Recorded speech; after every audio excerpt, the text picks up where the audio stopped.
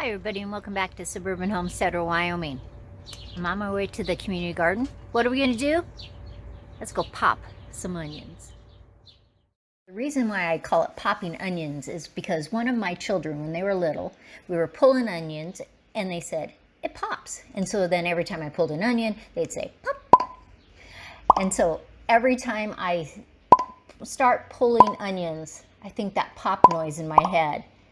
And it just makes it more fun, seeing how many times I can pop an onion. Now I have been really happy with this new type of onion that I'm growing this year for the first time. It's called Blush. It's a little bit lighter than a regular red onion. The flavor's a little bit sweeter. We've eaten lots of them already. There's as much onion under the ground as there is up above the ground. And they have just been wonderful onions. I always like to do long day onions because of where we live in Wyoming. And I want ones that will store a long time. So by next summer, I still have some onions left. So I grow Highlanders. I grow Sterlings. This is the Blush onion. And I'm harvesting both the Sterling and the Blush today. It filled up about half of my wheelbarrow with just the Blush ones. And this is a large wheelbarrow. And so, of course, we're going to dry them and cure them, and I'm going to show you that. So then I went over to the other part and I started doing the Sterling ones. And just beautiful onions. And it is about 70 pounds of onions. It was incredible, the amount.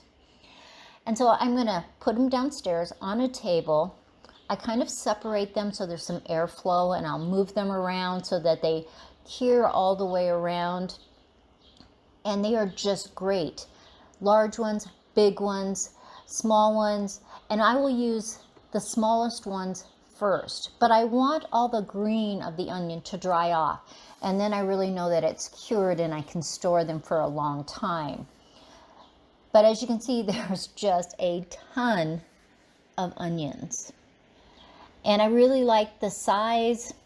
The smell is just everywhere in my basement.